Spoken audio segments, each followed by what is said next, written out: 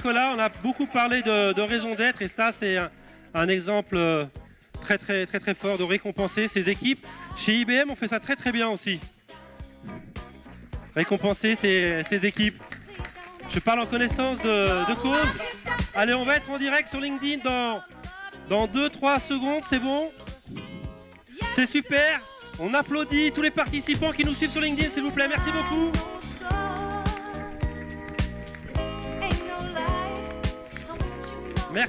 Merci beaucoup. Alors notre prochain invité, c'est Salim Ejnaini. Il est speaker, multi-champion, saut d'obstacles handisport. Risque d'échouer, chance de réussir. Je vous demande de l'applaudir très fort, s'il vous plaît. Merci.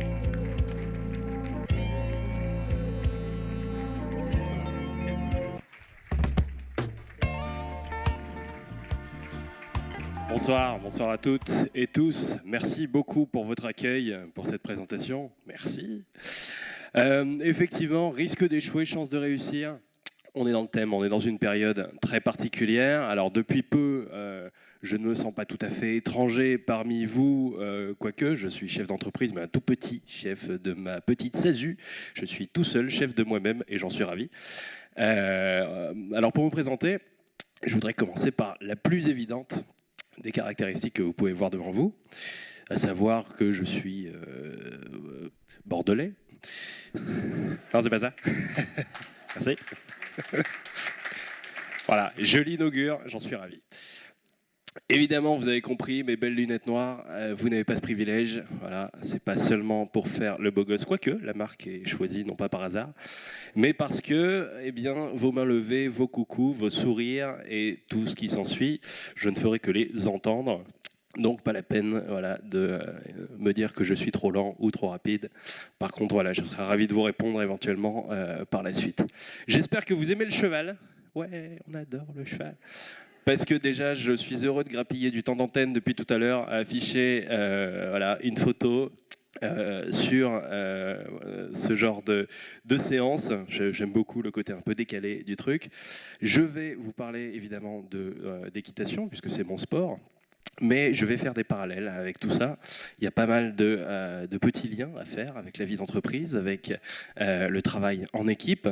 Je ne veux pas balancer, mais tout à l'heure à table, on m'a parlé de rapport avec la cravache. Je ne citerai personne. Voilà. J'avais dit que je le dirais, je l'ai dit. Et il y a pas mal de petits éléments qui...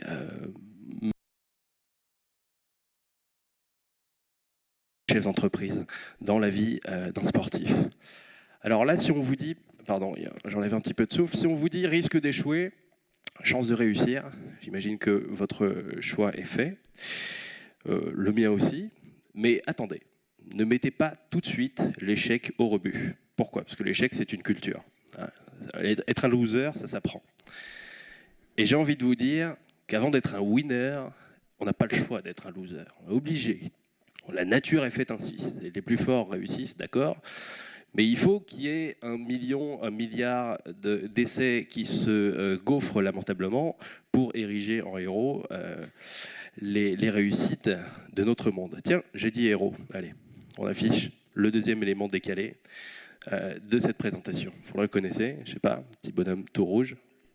Voilà, il y a des no-life dans la salle, comme moi. J'échangerai avec eux avec grand plaisir tout à l'heure. Daredevil, identité secrète, avocat le jour, ninja un peu très bien habillé en lycra rouge la nuit, combattant le crime, avec la particularité d'être aveugle, donc non, je n'ai même pas essayé d'être finot dans cette transition, c'est tout trouvé.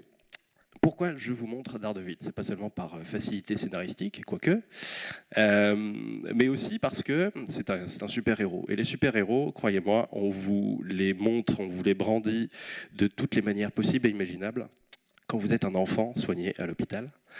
Et c'est comme ça que ma vie a commencé. Donc autant vous dire qu'être un loser, je sais ce que c'est. Voilà.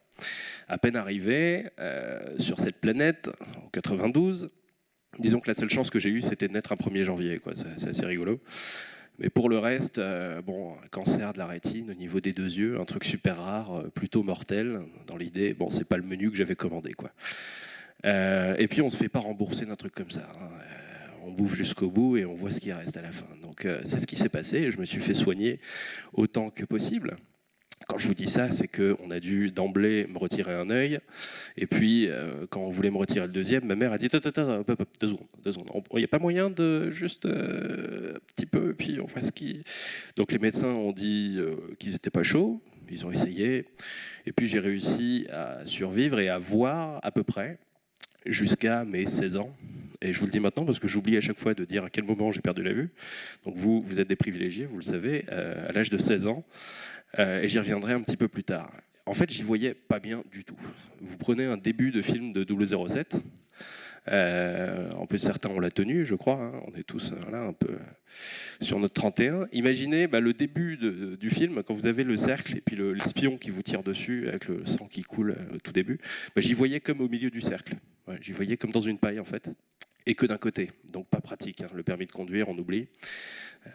Quand j'étais petit, ma mère me demandait ce que je voulais faire plus tard. Je lui disais pilote d'avion. Et elle me répondait écoute, je ne monterai pas dans ton avion. Donc voilà, moi j'étais gosse, je ne comprenais pas tout à fait ce qu'elle voulait dire. Surtout qu'ils m'ont offert une console de jeu, en plus, cette bande de nazes, mes parents. Ils m'ont, voilà. Donc j'ai rêvé d'être un pilote d'avion, j'ai rêvé d'être un Jedi, j'ai rêvé d'être un super-héros, un petit plombier avec une casquette rouge et de sauver le monde, les princesses et tout ça. Et puis je me suis jamais interdit de rêver grâce à eux, grâce à tout ça. Une autre raison qui fait que je ne me suis jamais interdit de rêver, c'est que j'étais en cours avec tout le monde, en classe, avec des jeunes élèves qui étaient... Alors certains avaient des problèmes de vue, on avait une enseignante spécialisée, mais beaucoup d'autres étaient tout à fait ordinaires. Et finalement, le système était pas mal tel qu'il était fait pour tout le monde, et on y ajoutait seulement nos petits besoins. Et alors, là, je ne vais même pas essayer de vous l'enrober dans une métaphore, parce que je profite du fait d'avoir autant de personnes de votre calibre face à moi, et sur LinkedIn qui nous regardent, on les salue. Me demandez pas où est la caméra, d'ailleurs, je les salue. Voilà. Mais le fait de penser un système pour tout le monde à la base, que ce soit en entreprise, que ce soit en politique ou dans bien des domaines, je vous assure que vous vous épargnez du temps et de l'énergie, plutôt que de penser un système pour une majorité et essayer de l'adapter ensuite à une minorité. Là, vous perdez un temps fou. Voilà, c'est dit, l'appel est lancé. J'espère que ça fera mouche pour certains.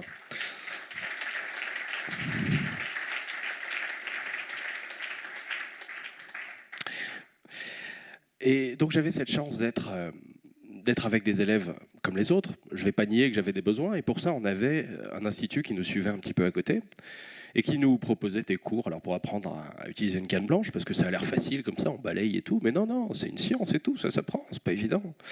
Qui nous apprenait à utiliser notre petit restant visuel pour faire 2-3 trucs. Alors moi c'est pratique, ça me servait juste à regarder la télé. Alors ça c'est génial les gars, quand vous avez un sens qui vous sert juste à regarder la télé, je dis profitez-en. Voilà. Et ça me servait vraiment qu'à ça. Pour tout le reste, j'étais presque aveugle, vraiment. Je ne pouvais pas m'en servir suffisamment efficacement pour me déplacer. D'ailleurs, je vous le dis, à l'école Paul Doumer de Cachan, il y a 6 platanes dans la cour que j'ai rencontrés un par un, personnellement. Voilà. Et peu importe, les plaies, les bosses, les séjours à l'infirmerie, c'était le prix d'être avec tout le monde. Et ça, peu importe. Voilà, c'est un prix bien dérisoire, je vous le garantis. Et donc cet institut qui nous suivait nous donnait des petites chances comme ça d'avoir des activités à thème, des séjours patinoires, séjours au ski, des activités où on ne s'attendrait pas forcément à voir quelqu'un qui ne voit pas. C'est-à-dire que des fois, il y avait des catamarans avec un équipage exclusivement fait de personnes qui ne voyaient pas du tout. Et on se dirigeait au bruit du Zodiac à côté. Donc voilà, ça faisait hérisser pas mal de monde, mais... En fait, on ne nous apprenait pas à nous demander si c'était possible. La question à se poser, c'était comment est-ce que c'est possible ? Et je crois que c'est intéressant de se poser cette question-là et de ne pas se demander où est l'impossible et où est le possible. Un jour, ils nous ont offert la chance de participer à une journée d'initiation en centre équestre. Et j'ai eu un sentiment de manque, de quelque chose qui n'était pas tout à fait... En fait, j'étais jaloux. J'étais jaloux de ces personnes qui montaient à cheval régulièrement. Voilà. Et c'est là que j'ai compris, de bien des manières différentes, que j'avais envie de faire ça. Alors je ne faisais pas grand-chose dans ma vie à ce moment-là, j'avais 11 ans. C'était école, collège, et puis en dehors de ça, rien. Voilà, j'avais une vie pas forcément trépidante. Je n'étais pas super doué pour me faire des potes. Et il fallait que je fasse du sport. J'avais fait du judo dans mon enfance, mais c'était une question un peu récurrente avec mes parents. Ça s'était super bien passé. On avait fait copain-copain avec tous les cavaliers, les petites cavalières qui nous présentaient leurs poneys favoris, etc. C'était génial. On ne se posait pas la question. Ah oui, parce que je ne vous l'ai pas dit, mais j'avais une espèce de paire de lunettes énorme. Moi qui adorais les super-héros, je me faisais vanner par les copains de classe qui me demandaient si mon super-pouvoir était de renvoyer les balles avec mes lunettes. J'ai jamais essayé, mais je pense que ça aurait marché. Et c'était vraiment gigantesque. Alors, comme premier abord, vous connaissez l'importance de l'apparence. Aujourd'hui, je suis plutôt avantagé avec mes belles lunettes noires. Bah oui, il faut y voir des avantages aussi. J'ai adoré cette journée, ça s'est super bien passé, on était autonomes en plus avec nos chevaux, on nous faisait confiance. En rentrant, ma mère me dit « Mais attends, il s'est passé un truc, ça a l'air de t'avoir plu, quoi. Qu'est-ce que... Raconte !» Je voulais pas mettre des mots là-dessus. Moi, pour moi, les adultes voudraient que je mette des mots, mais il n'y a aucun mot qui valait ce que j'avais vécu. C'était impossible de mettre un simple mot là-dessus. Et elle insiste, vous savez comment peuvent être les parents. « Allez, mais dis-moi, allez !» Bon, écoute, alors une fois que c'est dégoupillé, on y va. Voilà. Je lui dis « Bon, allez, ok. Tu veux un truc, mais attention, hein, tu vas avoir la totale. » Et je lui dis bah, tu me demandes souvent ce que je veux faire comme sport. Voilà, je veux faire du cheval. Alors là, je me suis dit, ok, elle a le bâton dans les mains, vas-y, tape, vas-y. Je pensais qu'elle me dirait, allez, c'est pas possible, on n'a pas les moyens, un Miro à cheval, mais on n'a jamais vu ça, sans jeu de mots, voilà. Impossible, quoi, je m'attendais à ça. Moi, je ne verbalisais même pas comme quelque chose de faisable. Et elle m'a répondu, ok, tu veux faire du cheval ? Tu vas faire du cheval. Cette petite photo, c'était pas au moment où j'ai commencé véritablement. On m'a proposé, c'est le cheval d'un ami qui m'a dit, pendant une longue période où les clubs me refusaient, qui m'a fait monter son cheval et qui m'a proposé de monter un cheval beaucoup trop grand pour moi à l'époque en plus, et puis beaucoup trop bien dressé. Et il m'a refait prendre ce plaisir de monter à cheval alors que j'y croyais plus. Parce que même les écuries où on avait été avec l'Institut, qu'on a contacté, on s'est dit bêtement, ils nous ont vus, en plus ça s'est bien passé, ils nous connaissent, ils vont dire oui. Ah non, non, alors on peut pas. Pourquoi ? Parce qu'on n'est pas formé et parce qu'on n'est pas équipé. Voilà, on n'est pas équipé, on n'est pas formé. Je vous donne un petit tip ce soir, c'est pour vous, c'est cadeau. Quand on vous dit que vous êtes dans une situation de différence, quelle qu'elle soit, on n'est pas formé, on n'est pas équipé, ça veut dire on n'a pas envie, on a la trouille. Voilà, je vous le donne, c'est cadeau, c'est ça que ça veut dire. Et effectivement, ces personnes n'avaient pas envie et avaient la trouille. Alors, il y en a eu plein comme ça, qui n'avaient pas envie et qui avaient la trouille. Pourtant, ils avaient un diplôme, ils avaient des chevaux. Moi, je demandais juste à monter. Non, non, pas formé, pas équipé. Pourquoi ? Parce que je suis différent, donc c'était évident quoi, pour eux. Et finalement, on a réussi à trouver une écurie qui m'a donné mes chances et qui a fait de moi un cavalier. Alors cette écurie, une fois que j'ai découverte, j'ai commencé à faire mes armes avec eux. Et malheureusement, quand ça se passait très bien, j'ai dû déménager. On a déménagé à Bordeaux. C'était à Paris à l'époque, on a déménagé à Bordeaux. Et je me suis dit, on va devoir recommencer, rechercher. Mince, comment on va faire ? Là, cette fois, je vais encore être jugé pour ce que je suis, et non pas pour ce que je fais, mais quelle horreur ! Et cette écurie qu'on a fini par retrouver, c'est celle qui a arrêté de me considérer comme une curiosité, et qui m'a considéré comme une opportunité. C'est-à-dire qu'ils avaient déjà vu travailler une cavalière non-voyante, Laetitia Bernard, qui était une idole avant d'être une amie aujourd'hui, qui est la première non-voyante à avoir enchaîné un parcours d'obstacles en compétition. Moi, j'adorais ça, mais je ne croyais pas ça accessible pour moi. Et en fait, son cheval de compétition était là-bas, et était prêté par ses écuries. Et c'est ce cheval que j'ai monté la première fois que j'ai monté chez eux. Et alors, au bout de plusieurs entraînements, malheureusement, ça ne s'est pas fait avec lui, parce qu'il a eu un gros accident en 2007. Donc on a dû se rabattre sur son voisin de boxe, qui a été mon cheval par la suite. D'ailleurs, pour la petite blague, je résiste pas, mais ce cheval s'appelait Ivoire, monté par un mec qui voit pas. J'adore. C'était pas fait exprès. Et le cheval guide de ma coach s'appelait Camiro. Alors Camiro, qui guide Ivoire, je trouve ça génial. Et on n'a vraiment pas fait exprès. Et donc, ils m'ont formé et ils m'ont appris à être un concurrent, un cavalier handisport. Je vous en montre l'équivalent en image, si ça fonctionne. 2 chevaux, 2 cavaliers. Le mec qui ne voit pas, je vous le donne en 1000, il est derrière. Et la personne devant, alors là on n'a pas le son, mais elle me crie des indications. Droite, droite, gauche, gauche, en face, 1, 2, 3, je saute. Alors vous voyez, ça va vite.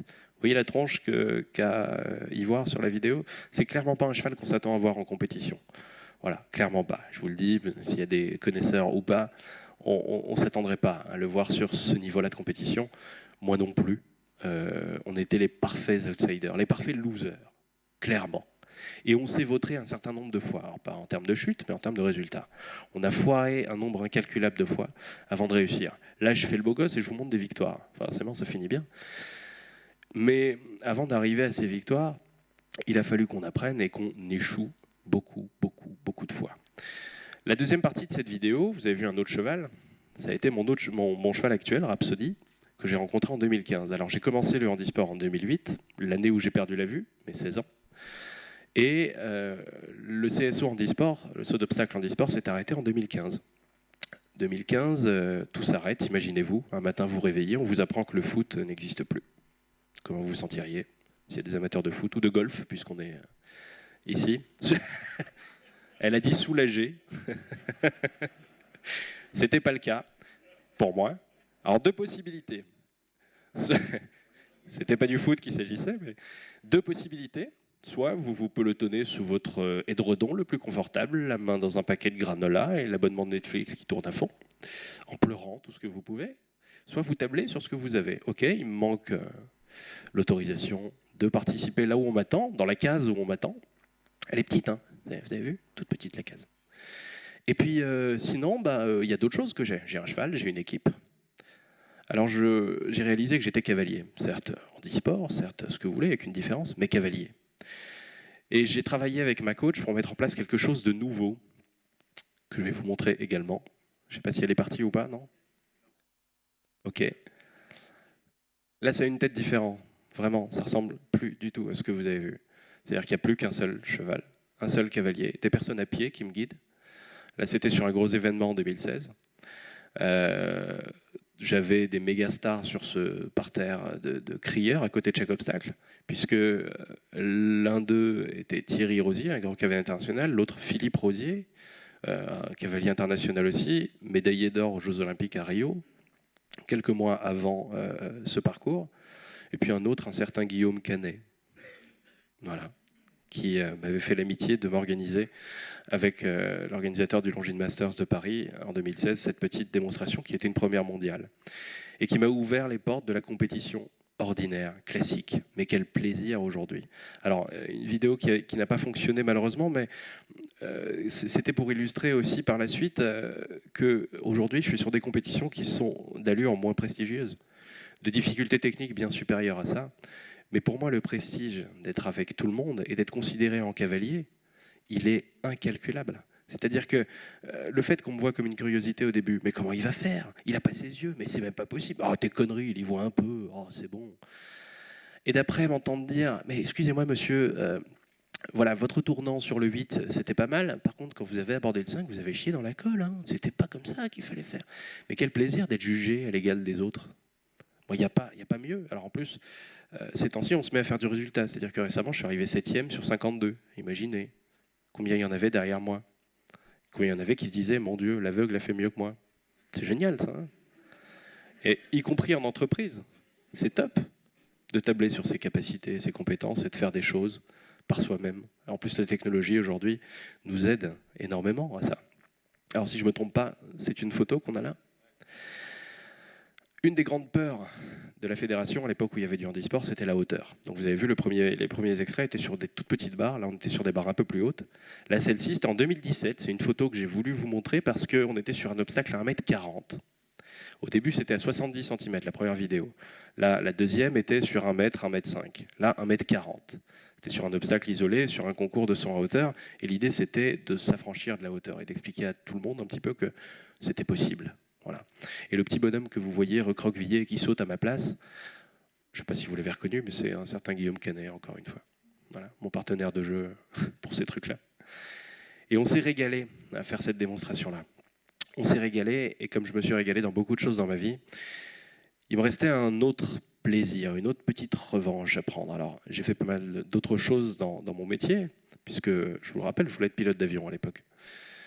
Alors j'ai été bachelier littéraire, ce après quoi j'ai attaqué des études scientifiques pour être kinésithérapeute. Donc j'enquille sur 1 an pour avoir mon bac S en 1 an. Galère, juste en sortant de littérature, de philo, etc. Bon, je l'ai eu, j'ai exercé 2 ans, j'ai arrêté, j'ai été journaliste. Aujourd'hui, je suis chef d'entreprise, je suis cavalier, j'ai du temps pour moi. Mais bon, je sais pas, j'aime ça être pilote d'avion. Alors j'ai appris avec une association qui donne la possibilité à des personnes non-voyantes de piloter, d'avoir les informations cockpit dans les oreilles. Alors je vous le dis, vous allez devoir me croire, parce que c'était pas évident de faire un selfie dans ces conditions, mais à gauche, la petite épaule que vous voyez, c'est la mienne. À droite, c'est celle de l'instructeur, parce qu'on est toujours avec un instructeur, rassurez-vous. Et derrière, à gauche, vous avez ma petite sœur, qu'on ne voit pas, et celle qui filme, c'est ma mère. Et donc au décollage de Saintes, on a décollé voilà, du sud-ouest, et on a été autour de Fort Boyard, faire quelques virages, grandes inclinaisons pour faire marrer la petite sœur, qui est née d'ailleurs le jour de ma première chute de cheval. Voilà, et puis elle adore me le raconter. Et puis au moment où on était bien sur un palier bien lisse au-dessus de la mer, ça bouge pas, bien calme. Je me suis retourné vers ma mère et je lui ai dit, tu vois, voilà, j'ai réussi à te faire monter dans mon avion. Alors, j'y croyais pas non plus quand je lui disais ça en étant petit. J'y croyais pas, j'y rêvais. J'y rêvais et à force, j'y rêvais plus. Et puis un jour, pourquoi pas, sur une occasion, j'ai eu la chance de pouvoir prendre des cours. Mais pour moi, partir sur ces trucs-là sans connaître cette association, ces possibilités, ça aurait été partir dans l'échec d'emblée. Alors, si je dois vous reposer la question, risque d'échec ou chance de réussite? Moi, je vais vous dire, vous ne pouvez pas avoir l'un sans l'autre. Impossible. C'est comme manger du chocolat noir et dire « je veux que le sucre et pas l'amertume ». Impossible. Ça va avec.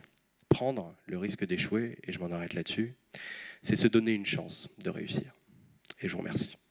1, 2, 1, 2, 1, 2. Merci beaucoup. Merci beaucoup. Merci beaucoup, Salim. Merci beaucoup. Merci à toi. La main. Hop. Allez, Merci. tiens, vas-y. Hop. Attends-toi. Attends ta petite marche. Merci beaucoup. Merci beaucoup. Merci beaucoup. Alors, on va installer les chaises dans un instant. On m'entend? Ouais.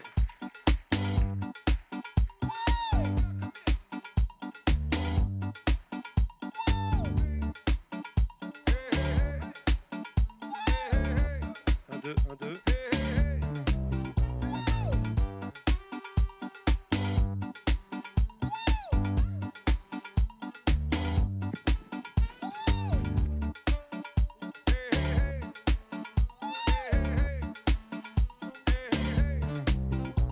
Alors après ce magnifique keynote, on vous a préparé une superbe table ronde, hein, s'inspirer des héros du confinement.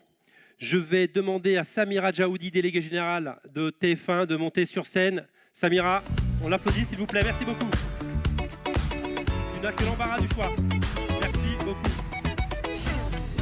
À Jérôme Parigi, rédacteur adjoint de LSA, s'il vous plaît. Merci beaucoup Jérôme, je vais te laisser la parole dans un court instant. Jérôme n'a pas de chaise, tu vas rester debout et tu peux rester sans masque. On va essayer de s'écarter, d'accord? À Stéphane Marcel, CDO du groupe InVivo, s'il vous plaît.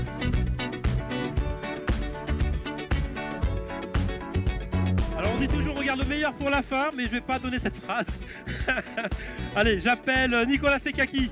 Nicolas Sekaki, notre ami Nicolas Sekaki, CEO d'IBM France. Nicolas qui était venu à Marrakech il y a 2 ans, nous rejoint et qui avait beaucoup travaillé sur les sujets d'innovation. Merci beaucoup Nicolas. Et Serge Papin, ex-PDG de Système U. Merci Serge.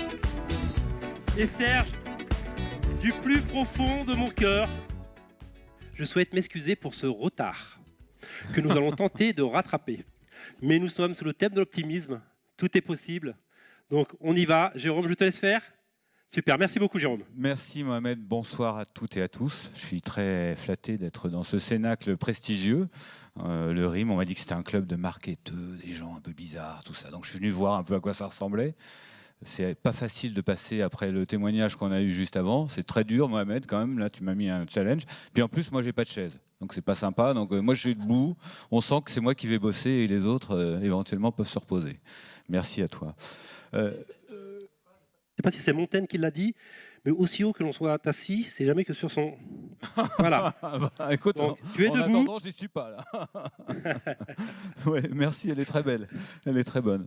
Bon, on va pas parler de ça, on va parler surtout des sujets du jour et des sujets qui nous préoccupent depuis maintenant le début de l'année. Hein. On va parler du Covid que tous, dans nos organisations, on a traversé, que tous dans notre quotidien, on vit. Et on va essayer de voir comment, dans les entreprises qui sont témoins autour de cette table, on s'est organisé, on a révolutionné les organisations, on s'est inspiré finalement de bonnes pratiques et on a trouvé des nouveaux leviers et de croissance et d'organisation.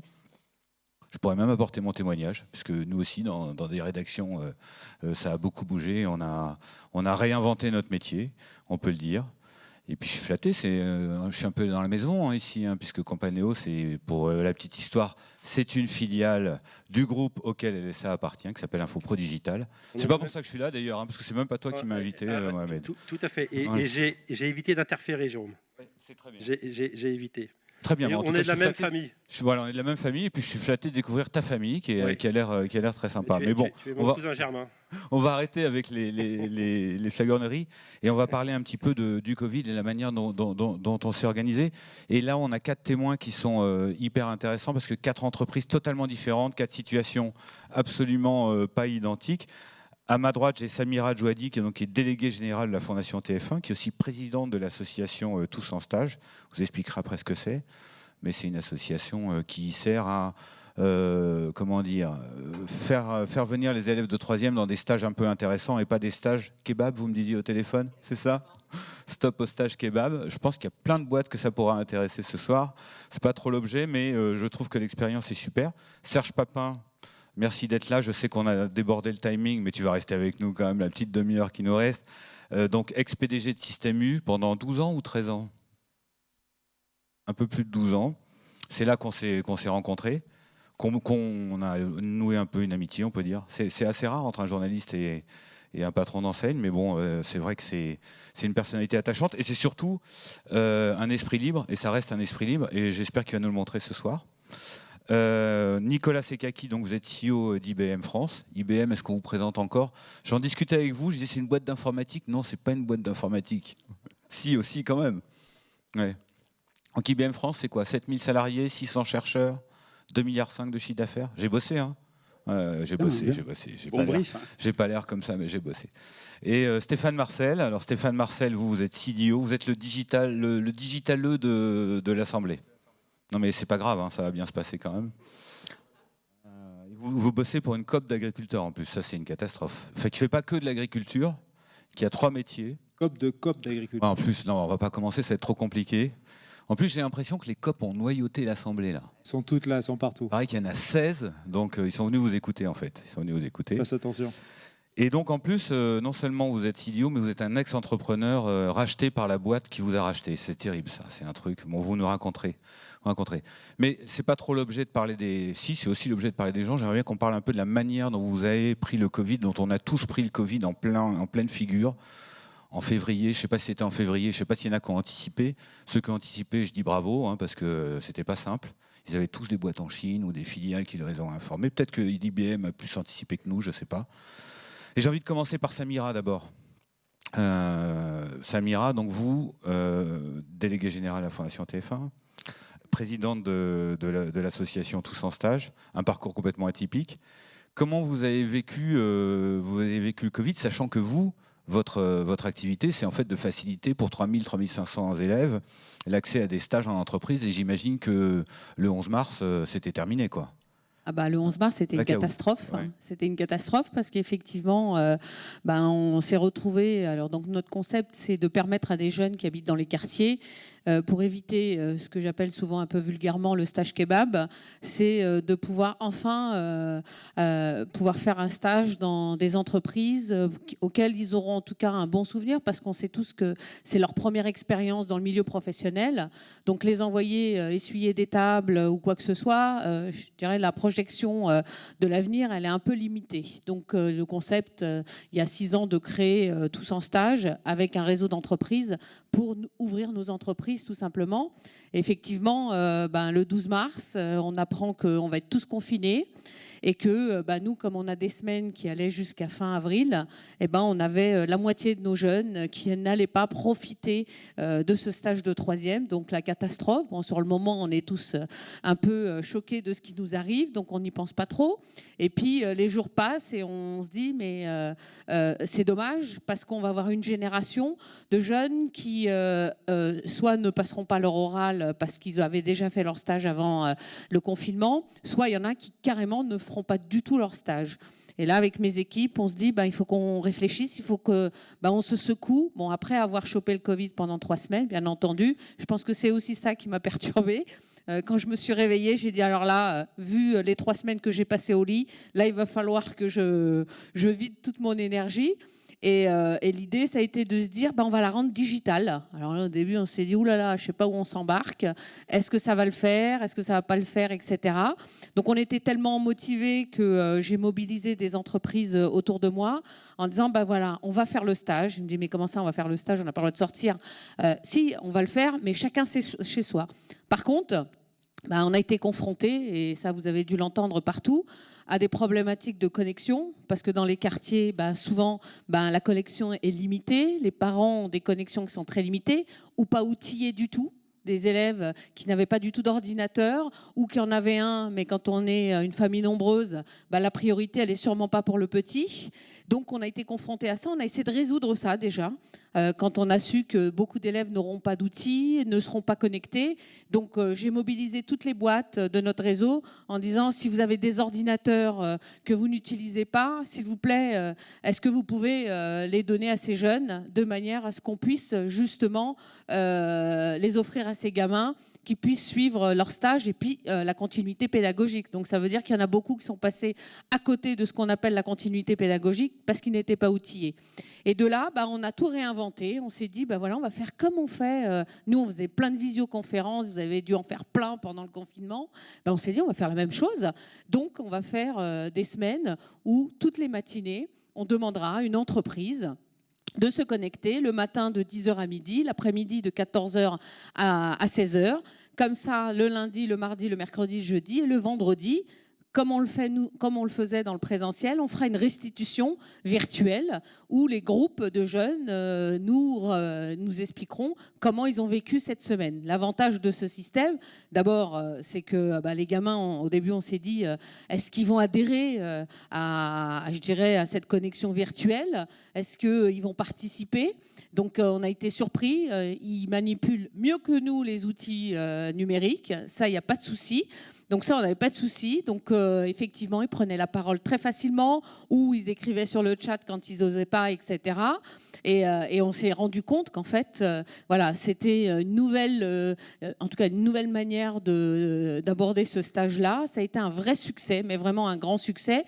D'ailleurs, ce qui nous a permis, ce qu'on ne peut pas faire dans le présentiel, c'est de mettre en place la notion de l'international, puisque du coup, le digital, il n'y a plus de territoire maintenant, on n'est plus cloisonné. Donc, on a fait plein d'interventions avec des personnes qui étaient au Japon, d'autres au Brésil, d'autres au Maroc. Donc, on leur a montré que on pouvait causer avec quelqu'un qui était au bout de la planète. Ça, je pense qu'ils étaient assez impressionnés. Et donc, on a permis à plus de 600 jeunes d'effectuer un stage dans ce sens-là. On parlera après de la manière, tout ça, des résultats, parce qu'il y a des résultats, et puis de la façon dont vous rebondissez aujourd'hui. J'ai envie de parler à Serge Papin, en tant qu'ancien président de Système U. Ça fait quand même pas si longtemps que ça. Je pense que tu as suivi quand même ce qui s'était passé dans la filière agroalimentaire et dans la distribution pendant le Covid. Alors, la distribution alimentaire a eu la chance de ne pas fermer. Donc de pouvoir continuer à avoir une activité.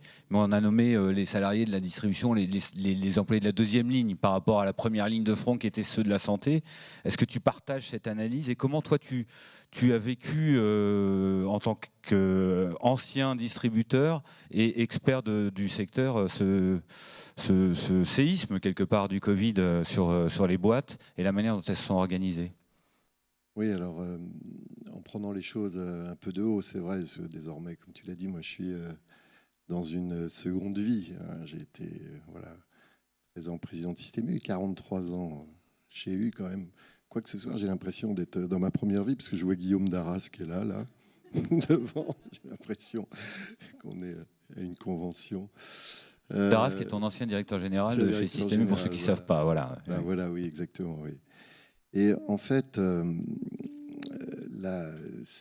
c'est-à-dire ce que je pense par rapport à cet effet Covid, c'est que il siffle un peu la fin de la récré, il amplifie un peu les choses, parce qu'au fond, les entreprises, le commerce, ce n'est jamais que le reflet de la société.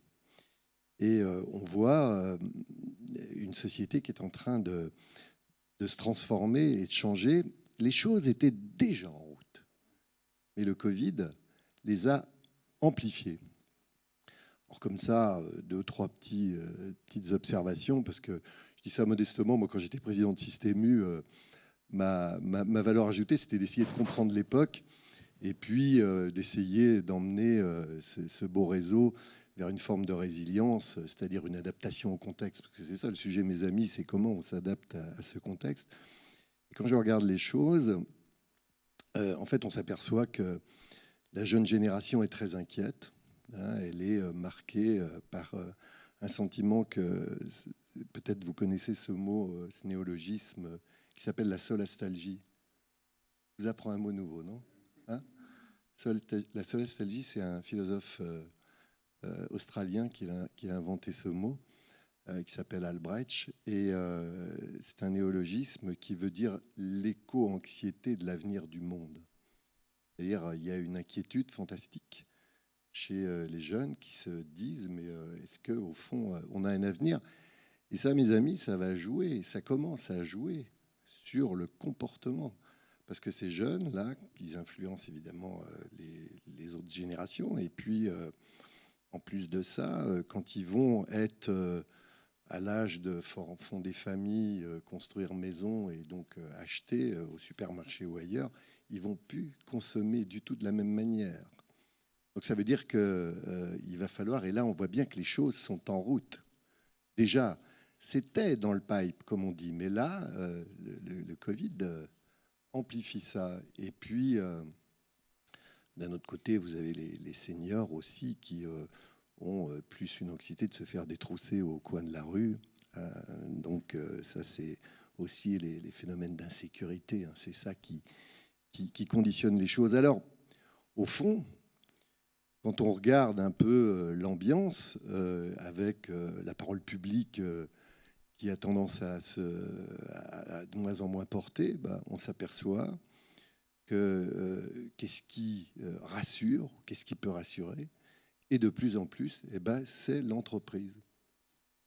Et là, le Covid porte cette nécessité d'engagement des entreprises. Et si je devais, comme ça, vous passer un message, je suis à peu près sûr de ça, vous qui êtes très impliqués dans vos entreprises, je pense que les leaderships de demain, donc ce qui veut dire que ce qui sera attractif pour cette clientèle inquiète, ça sera l'engagement de l'entreprise dans le bien commun, dans l'intérêt général. Et on voit bien au fond que le Covid, c'est le message qui nous dit. Alors évidemment, après, le bien commun, on en a des appréciations diverses et variées, parce que ça peut être une caissière qui soit empathique. Elle peut être à son niveau dans le bien commun, c'est-à-dire elle fait son travail. Mais c'est aussi, moi j'aime bien utiliser ce mot, c'est la réconciliation. Au fond, l'entreprise, elle doit avoir sa mission. Bon, il y a la loi Pacte qui maintenant favorise ça, hein, ce qu'on appelle les entreprises à mission. Ça veut dire, voilà, c'est le sens qu'elle donne. C'est donc la raison d'être de l'entreprise qui se conjugue avec la raison d'y être des collaborateurs. Il faut bien que les collaborateurs aussi y trouvent le sens. Sinon, ils vont pas venir.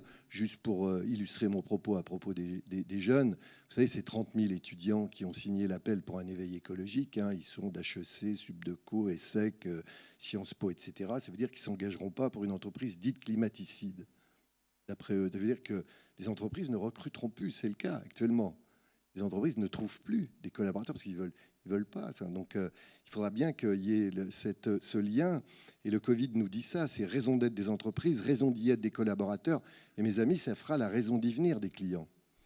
Et donc les clients, ils viendront aussi sur un système de valeurs. Et c'est ça le message, au fond, du Covid. Et on voit bien que les héros de demain seront en effet les entreprises et leurs collaborateurs. On lance bien le débat, Nicolas, là-dessus. L'entreprise, héros de demain, phare dans cette espèce de nébuleuse, de brouillard, un peu d'incertitude. Qu'est-ce que vous en pensez, vous, en tant que patron d'IBM ? D'abord, je voulais remercier Mohamed de nous avoir invités dans ce lieu sublime, parce qu'il est vraiment sympa. On préfère Marrakech, hein, même si on a mis autant de temps pour venir ici que d'aller à Marrakech. Mais ça commence. Ah, tu t'y attendais, mais merci d'être là. Ce que j'adore avec le RIM, c'est qu'on peut partager, et que d'habitude, c'est vraiment un endroit sympathique sur lequel on peut se partager et se dire les choses vraies. Et donc, je vais vous dire les choses vraies. Donc, vous oubliez le fait que je suis IBM. Je vais vous dire qu'on a beaucoup parlé des héros du confinement parce qu'on a tous mis en valeur nos collaborateurs qui, au début, étaient sur le terrain, les caissières, les infirmières qu'on applaudissait. Et puis nous, par exemple, chez IBM, derrière les hôpitaux et derrière le retail, il y a des ordinateurs et il y a des systèmes d'information. Et vous savez quoi, il fallait qu'on envoie sur le terrain des centaines de gens qu'il a fallu qu'on équipe. Alors heureusement, on avait un peu anticipé, donc ils avaient les équipements dès le premier jour. Et on les a mis à l'honneur, bien évidemment. Puis on a mis à l'honneur tous les gens qui se sont retrouvés du jour au lendemain au télétravail, isolés, qui devaient forcément travailler soit dans des appartements petits avec des enfants où on faisait les cours, ou à l'inverse, être tout seul dans un appartement. Et c'est ça qu'on a mis à l'honneur. Moi, ce que je retourne des héros du confinement, c'est le leadership et finalement tout ce qui est là. Parce que, en fait, tu disais tout à l'heure, pas équipé, pas formé, pas équipé. Et je peux vous dire que... Alors, tu parlais de la Chine. Moi, quand j'ai vu la Chine, et oui, je me rappelais de mon collègue qui gérait la Chine, je l'ai rencontré en janvier. Donc, il y avait déjà l'épidémie, on a discuté. Et c'était marrant parce que pour rentrer, on était à New York, et pour rentrer dans le séminaire où on était, il y avait les top execs d'IBM, il avait dû faire un test et 14 jours avant de venir nous voir. Et on plaisantait avec lui en disant, bon, alors, t'es le pestiféré. En plus, c'est un Français, on rigolait. On a moins rigolé quand on a vu l'Italie arriver, quoi. Donc déjà, la menace, quand elle est loin, on ne la voit pas. Quand l'Italie est arrivée, je peux vous dire que moi, j'ai commencé, parce qu'on était en Europe et parce qu'on partageait les informations, j'ai commencé à flipper comme un malade. Parce que j'ai vu que ce qui arrivait, mon collègue me disait, c'est une vitesse exponentielle. Tout ce qui se passe aujourd'hui n'est plus vrai demain. Tout change et on ne sait pas ce qu'on fait. Et on ne sait pas où on va. Je veux dire, quand vous commencez, vous êtes patron d'une entreprise et que vous avez ça qui vous arrive dans la gueule, et que vous savez que ça vous arrive dans la gueule, vous n'êtes pas formé, pas équipé. Et là, l'équipe de management et les leaders, voilà, il y a soit la fuite, soit la prise de responsabilité. Et si vous êtes là aujourd'hui, c'est cette prise de responsabilité et de conscience. Donc toutes les valeurs de l'entreprise que l'on a, qu'on vit, dont on parle et que de temps en temps on vit, là, ce n'était pas la vie, c'était de la survie. Et moi, ce que j'ai trouvé, je sais qu'on a quelques collaborateurs du COMEX, j'ai trouvé des héros et des leaders qui ont dépassé leur rôle pour prendre en compte ce qu'on avait à gérer comme situation qu'on n'avait jamais vécue. Et les premiers sujets, ça a été de dire, nos collaborateurs, ils vont être dans l'angoisse, nous l'étions tous. On est comme papa-maman, il faut qu'on leur donne un guide, il faut qu'on ait une famille, et donc on a décidé d'être en contact et en empathie avec eux, parce que dans l'angoisse, on a vite demandé à des psychologues de nous aider, parce que comment on allait faire ça? Dans l'angoisse, on l'a vu, il y a des gens qui s'enferment, et il y a des gens qui s'épuisent au travail. Parce que travailler, c'est une façon de gérer l'angoisse. Enfin, vous avez tous vécu ça, hein. Et on l'a anticipé, et on a donné des mots d'ordre, et encore une fois, c'est les leaders qui ont décidé de dire ils vont demander des questions, il faut qu'on les informe, il faut qu'on soit présent. Enfin, on a tout inventé.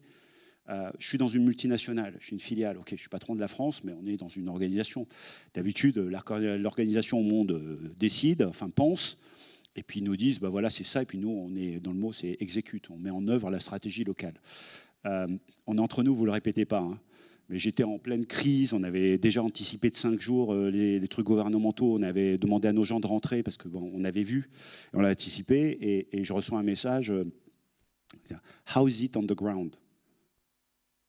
J'étais en train de lui dire, mais tu comprends pas, là, ça va t'arriver dans la gueule, tu es aux États-Unis, là, mais tu sais, ça arrive.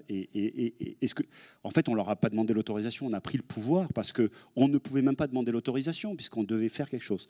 Donc voilà, donc en résumé, ce que moi j'ai vu, c'est un leadership et une équipe qui s'est réinventée.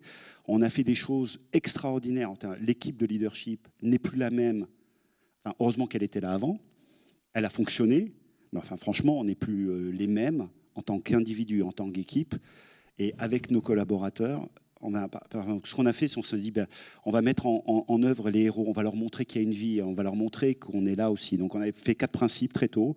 Je vais vous les donner, mais la première, c'est sécurité, la santé et votre protection. On a dit, c'est la santé et votre protection dans l'ordre. Le deuxième, c'était la continuité opérationnelle de nos clients. On va faire ce qu'on a à faire pour que l'économie fonctionne, pour qu'on puisse nourrir, etc. La troisième, c'est réinventer IBM et continuer à faire du business. Parce que je peux vous dire que du passer d'une culture de vendeur où on explique aux clients avec le contact ce qui se passe et être à la maison, c'est des choses différentes. Merci le marketing et le digital au passage. Et la quatrième, c'était on est une entreprise citoyenne et les citoyens ont besoin de nous et comment est-ce qu'on peut les aider. Et on a fait beaucoup de choses comme vous. Et quand vous avez cette clarté-là, on a inventé un Be & Go qui est un format vidéo où chacun d'entre nous, on se filmait sur ce qu'on avait à faire. Donc voilà, donc c'était pas les super vidéos au début, et puis on les a streamés de manière à pouvoir les diffuser. Et avant, on avait un live chat. Et franchement, je n'ai jamais. D'habitude, quand vous dites aux collaborateurs, venez assister à un meeting interne, je sais pas vous, votre taux d'audience, hein, même quand, enfin, si on arrive à 30%, on se dit c'est sympa, quoi. On avait 80% d'audience. Et une des choses qui est arrivée, c'est qu'ils nous ont dit tous, vous continuez ce format même après le confinement. Et on l'a fait. Donc voilà, même cet esprit de voilà, donc moi les héros, et je ne le dirai pas publiquement à l'extérieur, parce que c'est les leaders qui ont su être là et être présents pour leurs collaborateurs, pour leur entreprise et pour leurs clients. Voilà, donc merci à tous. Ouais, merci à eux. Mais juste, je suis surpris, c'est que du top-down, en fait, vos leaders, ou il y en a qui sont exprimés à d'autres échelles ou à d'autres échelons? Non, mais c'est sûr que ça a commencé par le leadership, par définition. Ouais. On a eu, et j'ai des leaders qui n'ont pas répondu présent au passage, hein. Moi je les qualifie plus de leaders. Mais on a eu tout le monde, et on a eu des volontaires, parce que forcément on avait du travail, vous vous rendez compte, il y a des volontaires qui sont exprimés, qui étaient des collaborateurs qui avaient 2 ans dans l'entreprise. On avait besoin de bras et on avait besoin de volontaires, non pas pour leur dire qu'est-ce qu'il y avait à faire, mais pour qu'ils décident avec nous ce qu'il y avait à faire et juste prendre la charge de travail. Et ils ont levé le bras et de suite, ils ont été embarqués. Donc il y a des petits jeunes qui sont des héros pour moi en termes de responsabilité par rapport à 7000 collaborateurs. Et c'est ça, ces héros-là. Et donc ça vient du leadership, certes, mais voilà, il y a des gens qui sont sortis de leur rôle pour assumer une responsabilité sur lesquelles ce n'était pas juste un salaire et je fais un métier. C'était là. Et moi, j'ai trouvé ça, comme je dis, je crois que c'est la pire crise qu'on ait vécue et je pense qu'on aura des conséquences. En tant que personne et leader, c'est ma plus belle expérience et carrière. Donc après, ça paraît fade, hein, mais bon, non, il y a d'autres choses, mais ça va être dur de faire plus fort, ouais, ça c'est sûr, je pense. Ouais, quoique finalement, il y a d'autres crises. Mais... Maintenant, on se prépare à tout. C'est un des avantages ou un des inconvénients, je sais pas, mais on se prépare à tout. Juste pour savoir, vous en êtes bien tiré quand même de la crise IBM d'une manière générale. J'ai l'impression que le business du conseil en... Je peux donner un résultat, je peux pas parler du 3e trimestre, mais on a fait de la croissance au 1er trimestre, on a fait de la croissance au 2e trimestre chez IBM France. On a fait des super résultats. Et la Corp est là, et nous dit, mais comment vous avez fait? Vous savez quoi, comment on a fait?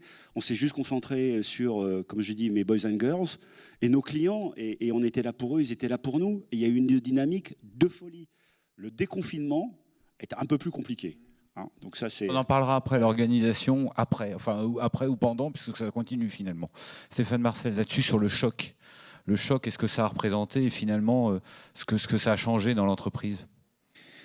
Moi, en fait, j'ai été surpris parce que je suis un pur produit de la French Tech où je pensais que l'agilité était le monopole des startups. Et en fait, j'ai été extrêmement surpris, justement, du côté darwinien de nos entreprises, y compris les entreprises les plus matures, et en particulier dans le monde agricole. L'agilité des coopératives agricoles, des agriculteurs, ont tenu le cap, parce qu'il fallait quand même qu'on continue à manger quand même, hein, pendant cette crise. C'est remarquable. C'est remarquable. Et pourquoi? Parce que d'abord, l'homme, avec un grand H, il est fait comme ça. Il s'adapte. Hein. il s'adapte aux signaux faibles et aux signaux forts de son environnement, de son écosystème.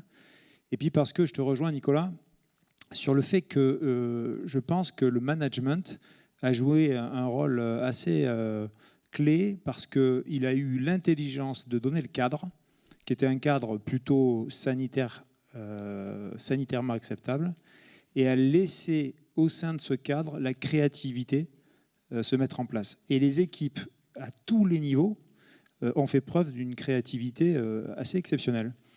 C'est comme ça qu'on a pu réouvrir nos magasins assez rapidement et offrir une expérience à nos clients dans nos jardins Gamme Vert et Jardiland, une expérience Covid acceptable. Voilà. Et donc retrouver la confiance du client, retrouver la visite du client dans des magasins, simplement parce que les équipes se sont mobilisées et ont été capables de s'adapter à la situation au moment. Le redéploiement des activités a été également capable et possible parce que, quelque part, il faut le dire, puisque je suis monsieur digital de l'Assemblée, quoi. Nicolas un petit peu quand même. Nicolas un petit peu, je pense, oui. Mais doit connaître un peu, ces redéploiements ont été quand même possibles parce que les entreprises ont pu quand même aussi compter sur des plateformes digitales puissantes. Et quand je dis puissantes, c'est vraiment puissante.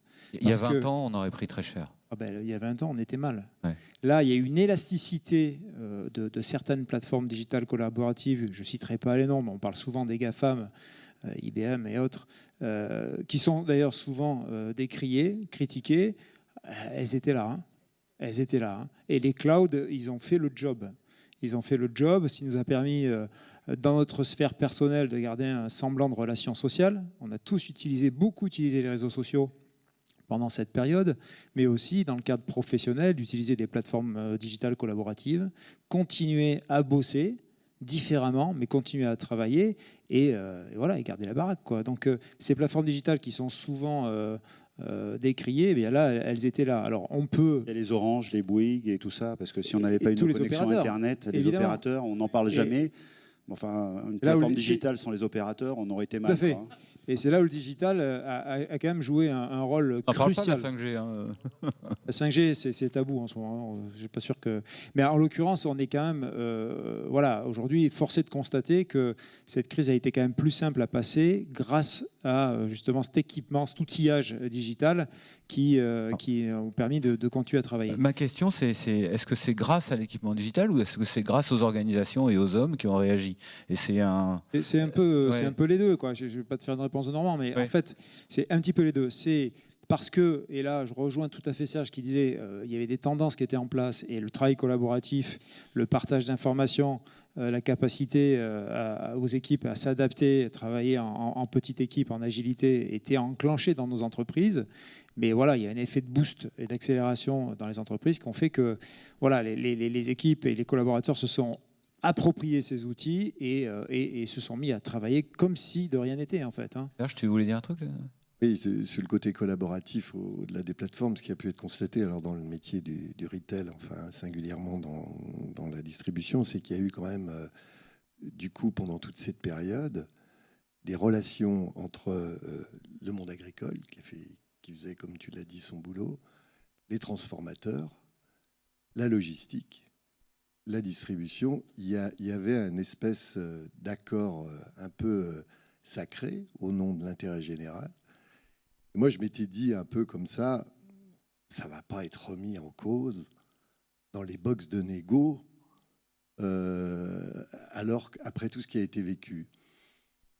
Force est de constater qu'il faudra se rappeler qu'à un moment, c'était possible de réconcilier les choses. Comment on s'est parlé, c'est ça, oui. Voilà. Et que malheureusement, mais c'est pour ça qu'il faudra y revenir, parce qu'il y a eu quand même des choses assez intéressantes qui se sont mises en place pendant cette période de confinement, notamment sur les filières, et qu'on pourrait continuer pour le bien commun, justement, et qui malheureusement, là, on revient très très vite à nos vieux démons, et c'est un peu dommage.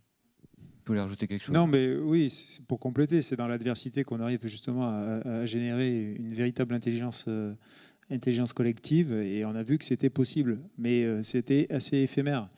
Le problème maintenant, c'est de se dire comment on peut faire en sorte que ça soit résilient, ce dispositif, On peut aussi se poser la question de notre souveraineté digitale.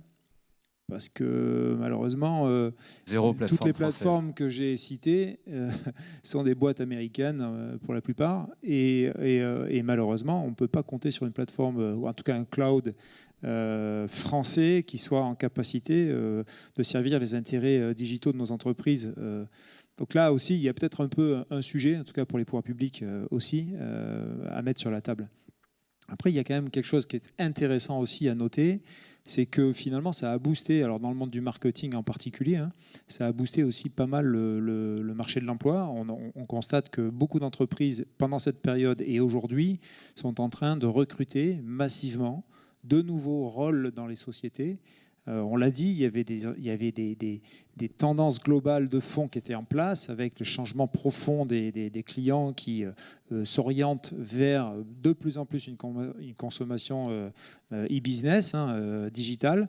On l'a vu pendant le Covid, c'était à peu près obligatoire. Il y a des entreprises qui ont fait des forecasts énormes grâce à cette crise. Et donc aujourd'hui, les enseignes, par exemple, dans le B2C, mais même dans le B2B, qui se sont le plus, j'allais dire, sorties de l'affaire, c'est celles qui avaient déjà enclenché une transformation digitale importante et qui tendaient vers l'omnicanalité. Aujourd'hui, le client pro ou consommateur attend cette expérience omnicanale avec sa marque préférée ou son enseigne préférée. Et donc là, aujourd'hui, on voit une accélération des investissements dans les entreprises autour de la transfo digitale, une accélération également de recrutement de profils qu'on ne connaissait pas avant le Covid, des traffic managers, des gros hackers, des responsables omnicanaux dans les sociétés. Bon, bref, tout un tas de... Tu m'as perdu là déjà, un gros hacker. Des responsables de la croissance. Voilà, et donc des chasseurs de croissance. Ça sert à quoi un gros hacker ? Ça sert à... Je fais mon vieux con, j'aime bien. Non, mais tu peux... ça sert à accélérer l'acquisition de clients sur le web et transformer l'acquisition de prospects sur le web et les transformer le plus rapidement possible en clients. Voilà. Super. Par exemple. Merci. Si tu n'as pas embauché un gros hacker à 50 ans. Mais c'est foutu. Ce qui est intéressant, c'est de voir clairement justement cette transformation aussi des organisations post-Covid. Justement, alors la transformation, tout le monde s'est transformé, tout le monde s'est adapté, mais aujourd'hui, quelles leçons on tire de tout ça ? Est-ce qu'on va dans un monde où on va dans ces organisations déstructurées, digitalisées, etc. Comment vous, dans votre activité justement de stage, comment vous allez évoluer ? Vous allez faire plus que du digital demain ? Comment vous vous êtes positionné ? Quelles leçons vous tirez de tout ça, tous les trois autour ? La leçon qu'on retire, d'abord, en fait, ça a été un entraînement au final, vu la situation aujourd'hui, puisqu'aujourd'hui, toutes les boîtes nous ont appelés un peu en désespoir en nous disant Samira, j'espère que vous allez continuer le digital, parce que nous, on ne peut plus accueillir les gamins sur nos sites, soit à cause de la crise sanitaire et de la réglementation qui a changé, etc. Donc, en fait, grâce au Covid, c'est souvent, d'ailleurs, je dis, malgré tout, le Covid a beaucoup de vertus, en tout cas, parce qu'on a su rebondir, on a su être créative. Donc, du coup, on va mixer nos stages. Donc, on aura des semaines qui seront à la fois avec du présentiel et à la fois du digital. Et puis, surtout, il ne faut pas oublier que c'est la génération qui est née avec ça, quoi. Donc, plus tôt on les emmènera vers ça, et plus tôt ça leur permettra d'avoir les outils. Et puis moi, ce que j'ai envie de dire aussi, c'est que moi, je remercie les entreprises, même pendant les confinements, d'avoir conservé leurs engagements, quoi. Parce qu'on aurait pu dire, ça, on va le mettre de côté, c'est pas la priorité, déjà on sauve les emplois, c'est déjà beaucoup. Et franchement, moi, j'étais impressionnée par les boîtes qui me disent, Samira, c'est une priorité aussi, il faut qu'on continue à montrer qu'on est engagé, qu'on accompagne ces jeunes et qu'on soit sur la place publique, même sur ces questions-là. Donc, merci le Covid, parce que grâce au Covid, on n'aurait peut-être jamais pensé au stage de 3e digital. Nicolas, vous avez maintenu vos engagements, vous avez eu des élèves de 3e qui viennent faire des stages chez IBM. Alors, on prend pas d'élèves. C'est une joke. On prend pas d'élèves de 3e, on a continué notre mentoring en digital avec les élèves qu'on accompagne. Autant qu'avant ? Plus qu'avant. Ouais. Plus qu'avant, et parce qu'en fait aussi dans cette période-là, tout le monde avait aussi besoin de donner encore plus que d'habitude et de contribuer encore plus que d'habitude. Donc on a beaucoup de collaborateurs qui ont voulu faire quelque chose. Et donc, on leur a autorisé de faire. Non, on est passé aussi en digital sur cette partie-là. Comment on s'organise aujourd'hui? Alors le New IBM, on va faire plein de télétravail, on en discutait au téléphone et il va y avoir débat, je pense. C'est quoi le New IBM du monde nouveau? Pas encore, parce que je crois qu'on est tous en train de construire l'avenir, mais moi d'abord, sur mes fondamentaux et mes takeaways du Covid, on avait l'habitude de travailler, on a tous des silos, hein. Je me rappelle, il y a 2 ans, on parlait le marketing versus le commerce, versus la finance, je ne sais pas si c'est toujours d'actualité. Moi, je peux vous dire que pendant le Covid, c'était multidisciplinaire. C'est-à-dire que pour adresser les clients, j'avais besoin du marketing, du digital et des ventes. Et je peux vous dire qu'on a formé nos vendeurs à savoir comment on pouvait avoir une connexion avec un client, même si on le voyait parfois en visio. Et comment on a hybridé à fond. Et puis en plus, il fallait, pour maintenir du business et faire du business, on savait qu'il fallait aussi qu'on aille voir les clients proactivement parce qu'ils étaient aussi avec des problèmes et ils cherchaient des solutions. On n'a jamais eu autant de prospects, on n'a jamais eu autant de win-back. Et on l'a fait parce qu'on a travaillé entre le marketing, le digital et la vente en sachant, en se disant, ça ne sera pas pareil et ça ne sera plus pareil. On appelait ça New Way of Working. Donc le côté multidisciplinaire me semble fondamental et va continuer. Donc le rôle, par exemple, pour moi du marketing, qui est plutôt une organisation technique et commerciale, il est fondamental dans la restructuration d'IBM. Parce que ce mode-là, il est hyper puissant. Donc il ne faut surtout pas recréer des silos organisationnels, il faut créer la synergie multidisciplinaire que l'on a. Donc ça, c'est le premier point. Après, télétravail ou travail au bureau. Nous, on appelle ça travail à distance parce qu'on n'a pas d'accord de télétravail, même si tout le monde pouvait travailler à la maison quand il voulait, même avant le Covid. Alors moi, je peux vous donner juste ma conviction et l'expérience qu'on a eue chez IBM, il y a 10 ans chez IBM aux États-Unis, où on est passé massivement du travail au bureau au télétravail. Donc tout le monde était en télétravail parce que les gens disaient « je suis un cadre », on a plutôt des cadres, « je suis un cadre, je sais ce que j'ai à faire, laisse-moi travailler de la maison, c'est plus simple pour moi, pas le trajet, etc. J'ai ma messagerie, j'ai mes outils, j'ai ma connexion, j'ai tout ce qui va bien, j'ai mon home office, donc je suis plus productif ». Et IBM, c'est une demande des collaborateurs, et puis en même temps, finalement, ça coûte moins cher que d'avoir des locaux où finalement les gens restent à la maison et des locaux vides, quoi. Donc on y a trouvé notre compte. Et la seule chose qu'on avait ratée il y a 10 ans, donc aux États-Unis, ça a été massif. Et on a raté juste un gros truc, c'est que ça marche dans un monde qui ne bouge pas et dans une entreprise qui ne change pas. Alors IBM, c'est de l'IT, pas de l'IT, et je peux vous dire qu'on a changé 7 fois de business model. 7 fois. Et on continue à changer de business model. Il y a 15 ans, on vendait 70% de matériel. Aujourd'hui, c'est 9% de notre activité. Et on fait à peu près le même chiffre d'affaires si vous enlevez les ventes qu'on a fait. Donc on a complètement changé de notre business. Et bien, qu'est-ce qui s'est passé au bout de 5 ans? Les collaborateurs étaient, pour travailler, ils ouvraient leur ThinkPad, leur Mac, etc. Ils regardaient leur messagerie. Et ils regardaient ce qu'on leur demandait. Et en même temps, ils envoyaient un message sur ce qu'ils voulaient. Donc moi, avec mes mots, je ne suis pas IBM, là, on a taylorisé les cols blancs. C'est les tâches. Or, le marché ayant changé de manière fondamentale, il y avait moins de tâches qui arrivaient, puisque ce qu'on faisait avant, c'est plus ce qu'on fait. Et donc le collaborateur, il ne comprend pas ce qui se passe, même si c'est un cadre. Parce que la boîte a changé, mais vous n'êtes plus dans la boîte, puisque vous êtes tout seul. Vous n'avez pas le syndrome de la machine à café, du collectif, et vous ne voyez pas le marché qui a changé. Parce que vous êtes à votre maison et vous avez un point. Et donc on s'est retrouvé avec des collaborateurs qui étaient dans une entreprise qui changeait à toute vitesse, dans un marché qui changeait à toute vitesse, et avec des collaborateurs qui perdaient, pas en productivité, mais en pertinence. Et ça, c'est le pire qui puisse nous arriver en tant qu'entreprise. Et donc on était parti avant Covid. Alors, vous connaissez les Américains, barre à droite, toutes. Et on a dit, alors c'est colocalisation, on va créer les méga... Enfin, vous avez vu le truc d'Apple, là, où c'est monstrueux, enfin c'est beau, mais c'est monstrueux, où on va mettre 20 000, 30 000 personnes colocalisées, multidisciplinaires, en agile, etc. Et ça, le Covid, forcément, a lâché tout. Donc, pour répondre à la question, moi, je crois à un monde hybride. Et c'est pour ça que je force certains collaborateurs en disant, la norme pour toi, c'est le bureau, et les autres, la norme, c'est le télétravail, et puis vous pouvez venir, parce que tout ce qui est créatif, je pense que c'est un effet de groupe. On a un palliatif, parce qu'on sait en digital le faire, mais c'est un palliatif. Ça, c'est le premier point. Et alors, il y a un truc, je ne sais pas vous, le déconfinement, pour moi, c'était une horreur, parce qu'on s'est déconfiné personnellement, mais on est resté confiné professionnellement. C'est une grosse... Et puis après, quand on leur a dit, vous venez, ils ont dit, ah ben non, surtout pas, je suis bien à la maison. Et moi, je vois ça arriver, je dis, bah oui, forcément, c'est bien à la maison. Même moi aussi, j'ai pris des week-ends à La Baule, dans le sud, et je travaillais très bien dans le sud. En fait, au bout d'un moment, on est bien dans le sud. Enfin, donc, il y a une déconnexion à un moment crucial franchement, ça va tanguer économiquement. Donc, il faut qu'on recrée notre énergie. Moi, je ne sais pas comment vous créez la vôtre, hein. Elle est intrinsèque parce qu'on est tous des managers, des leaders et des cadres. On n'a pas besoin des autres pour avoir de l'énergie. Mais alors, moi, je m'alimente de l'énergie des gens avec qui je travaille. Et je m'alimente de l'énergie de mes clients. J'ai besoin de voir mes clients, j'ai besoin de mes équipes. Et une fois que j'ai cette énergie, je peux travailler 3 jours à la maison. Et ça, c'est ça que je veux préserver dans l'entreprise. C'est cette capacité à revenir, à recréer une dynamique. Regardez là, on a une dynamique de groupe.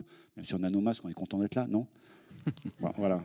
Ben, c'est ça. Et ça, ce télétravail, si on n'a pas cette notion-là, on va perdre l'énergie de la boîte. Je pense que c'est aussi télétravail, travail à domicile, cette notion-là. Il faut mixer, mais c'est un hybride. Le côté rigoriste du télétravail fige un peu les organisations.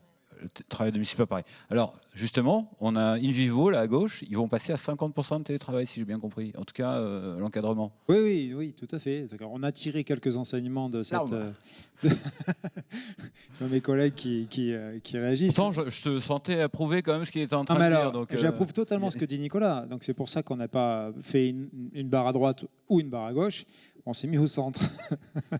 Et donc, on a effectivement vu que c'était possible. On a vu les limites aussi que tu as bien exposées, que je ne vais pas répéter. Et donc, on s'est dit que notre nouvelle organisation du travail, post-Covid, post-confinement, ça serait 50% de télétravail.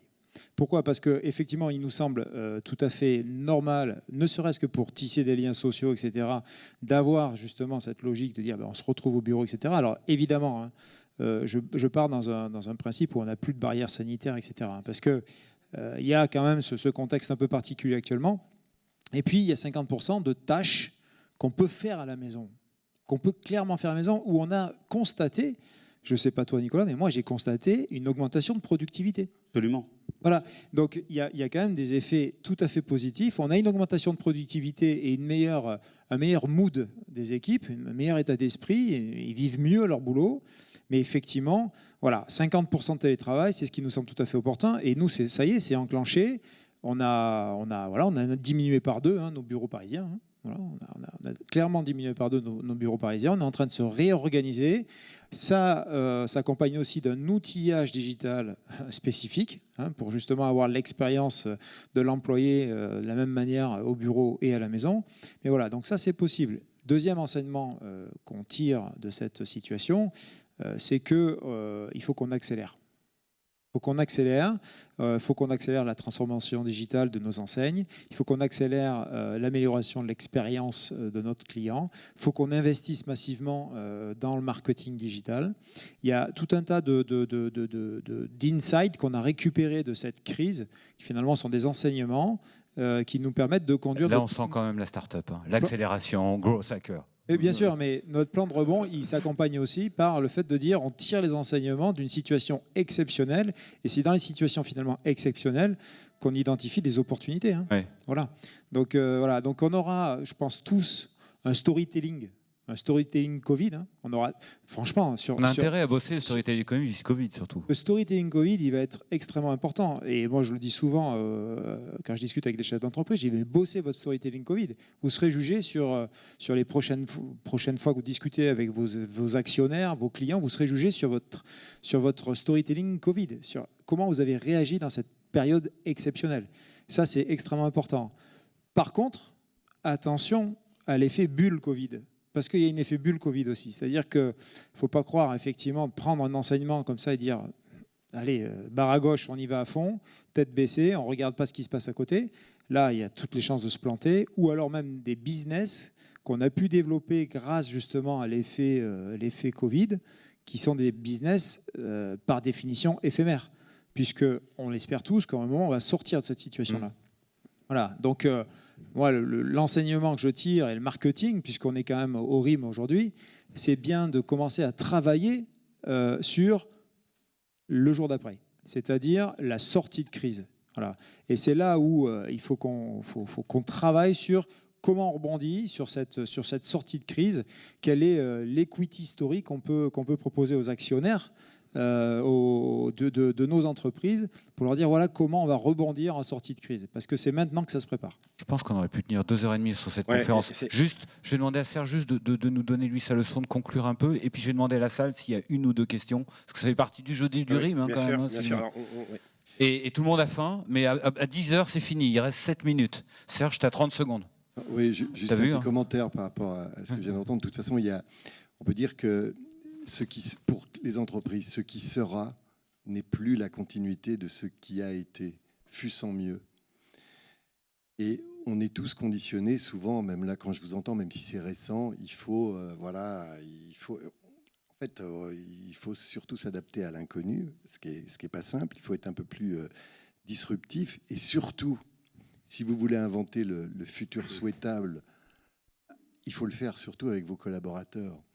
Donc je pense qu'il est temps aussi parfois de poser les valises pour faire appel à l'intelligence collective et non plus être toujours comme autrefois dans les sachants qui étaient descendants. Il faut vraiment aller chercher c'est le futur de l'entreprise dans ses forces vives. Et c'est ça qui est intéressant à faire. Et je trouve que de ce côté-là, les leaderships de demain se construiront dans la réflexion avec l'énergie et l'intelligence collective. Au fond, c'est le modèle coopératif. C'est vrai, c'est vrai. Merci beaucoup. Ah, bah voilà. Vous avez dit qu'il y en avait plein. Hein. Il y a plein de coopératives Ils ont dans la salle. noyauté la salle. Une ou deux questions, et après on va dîner. Question ? On m'a dit, super horrible, il y a toujours plein de gens qui posent des questions, tu vas voir, c'est génial. On m'a menti. Jérôme, ouais. La question du growth hacking, on l'a retraité oui, mais c'est parce que toute la journée. Marketing, toute la journée. Pas m'inviter à un truc de marketing, voilà. Moi, tu sais, je suis un homme de terrain, c'est terrible. Non, mais on va pas parler gros hacking, on va parler transformation. Non, ça vous intéresse pas. Voilà, voilà, un courageux, monsieur. Je vais lui amener mon micro. Hein. Attention au Covid. Je fais tomber, je donne celui-ci. Il est tout neuf. Ah, tu stocks la poser. Okay, vous avez parlé de l'extraordinaire de vos équipes et on a tous vécu des moments très intenses. Est-ce que vous avez une anecdote de choses qui n'ont pas marché, que vous avez mal fait et que vous feriez différemment si la situation venait à se représenter ? Je suis sûr qu'il y a plein de choses qui n'ont pas marché. Non ? Oui, mais vous savez, j'étais là-dessus, sur tout ce qui n'a pas marché. Et je pense qu'on a donné le meilleur de nous-mêmes. Et à partir du moment où on a donné le meilleur de nous-mêmes et que l'équipe s'en est sortie, je peux vous dire, j'ai aucun regret. Et je tire pas... Enfin, franchement, je regarde les choses positives là-dessus. Bien sûr qu'il y a 150 milliards de trucs qu'on a ratés. Mais on n'a pas raté la dynamique de groupe. On a donné le meilleur de nous-mêmes. Voilà, pas formé, pas éduqué, mais on était là. Donc voilà, moi je cherche pas... Enfin, franchement, non. Il y a un truc qui n'a pas marché, nous, c'est la tête de gondole des masques au mois de février. C'est vrai, hein. Il y a un petit problème. C'est vrai. On a un petit échec aussi. On a pensé qu'on pouvait faire des masques à base de lin. Mais c'est vrai, hein, c'est une vérité. Hein. On a pensé avec certaines coopératives qu'on pouvait produire des masques à base de lin, sauf que le lin ne permettait pas d'avoir justement le cadre réglementaire et sécuritaire que le masque en tissu permet d'avoir, en tissu classique. Donc on a loupé ça. Et une autre chose, c'est que moi j'ai cru à un moment qu'on était parti pour du 100% digital pour longtemps. Et en fait, dans notre monde agricole, la relation humaine, elle est fondamentale.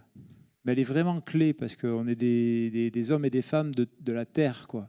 Et donc, la relation humaine, à un moment, bosser en groupe avec les COP sur notre plateforme qu'on est en train de lancer qui s'appelle Aladdin.farm, bosser avec des agriculteurs, que le technicien puisse aussi, d'une coopérative, rencontrer un agriculteur, discuter avec lui, ça reste quand même clé. Donc le digital n'est que là pour l'augmenter, pour lui permettre de performer dans son métier, améliorer l'expérience de chaque partie prenante, mais ça ne remplacera pas l'homme. Ça, c'est assez évident, quoi.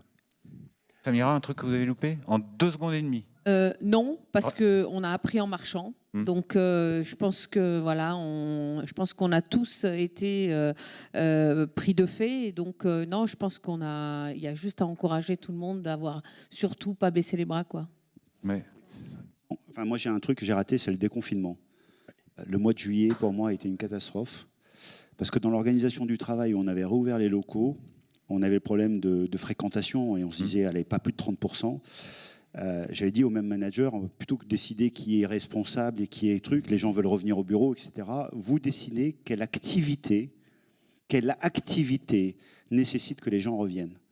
Et en fait, on s'est vautré lamentablement parce qu'on n'était pas capable, parce qu'on ne l'a jamais fait, on dit aux gens tu viens au bureau parce que les choses se font naturellement, de définir les activités pour lesquelles on devait être au bureau et celles où on devait rester à la maison. Et donc en fait, ça a été une vraie catastrophe. Donc là, j'ai toujours pas trouvé la solution. Parce qu'on partage tous ça en fait, ça a été très compliqué de gérer le déconfinement. Merci à tous les quatre, c'était passionnant. Et Merci beaucoup. je crois que le dîner nous attend. Voilà.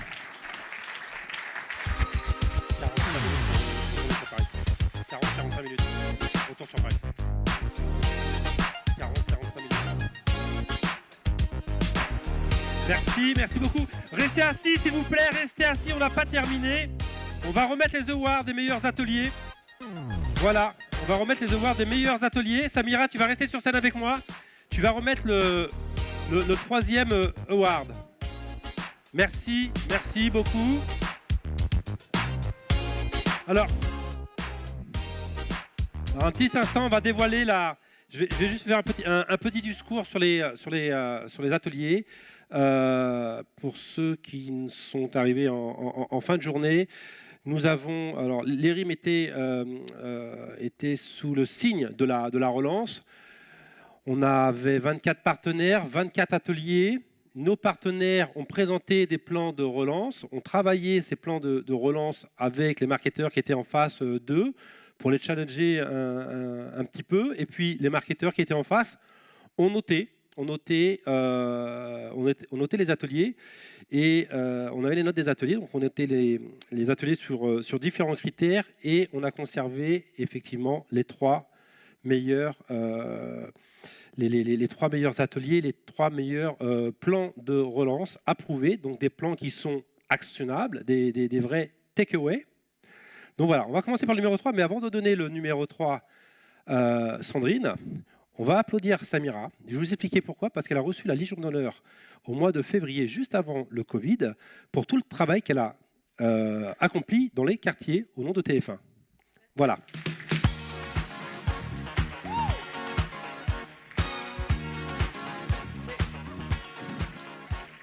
C'était une parenthèse pour m'excuser parce que j'ai été invité, j'ai dû décliner l'invitation. Voilà, car j'étais moi-même atteint de cette saloperie de maladie. Donc voilà, eh bien écoutez, on va annoncer le gagnant. On va commencer par le 3e prix.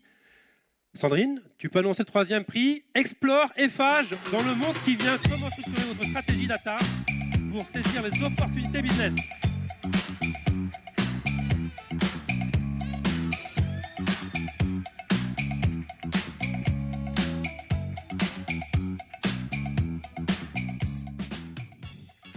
Ouais, une jolie photo avec Samira. Moi j'ai pas de masque, c'est pas grave. Allez hop, on reste comme ça, c'est très bien. Marc, allez. Merci beaucoup.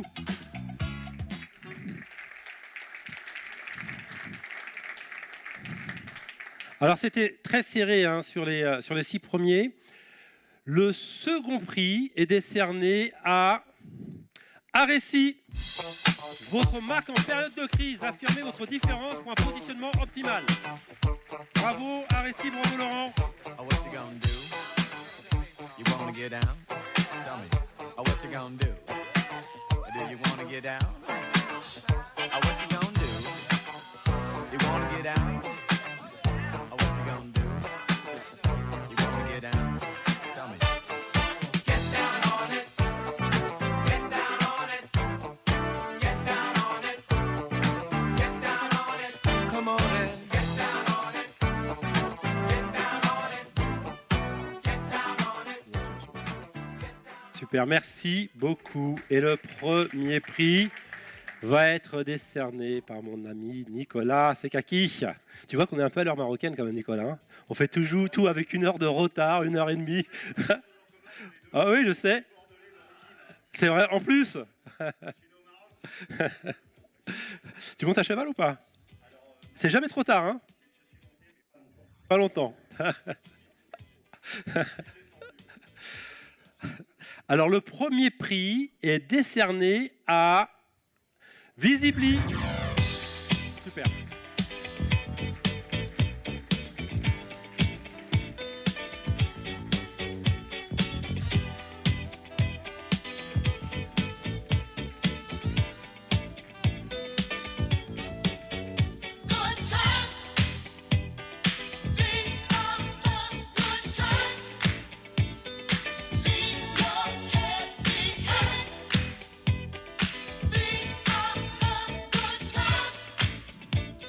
Merci beaucoup. Merci beaucoup. Et effectivement, c'était très, très, très serré. Donc, je vous remercie tous d'avoir participé à ces ateliers et avoir transmis toutes ces informations. Eh bien, écoutez, je vous invite à aller dîner. J'ai rien oublié, Sandrine?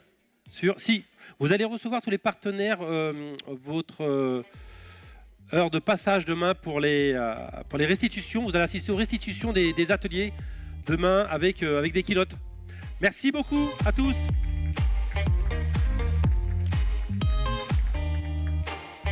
Super, merci Nicolas.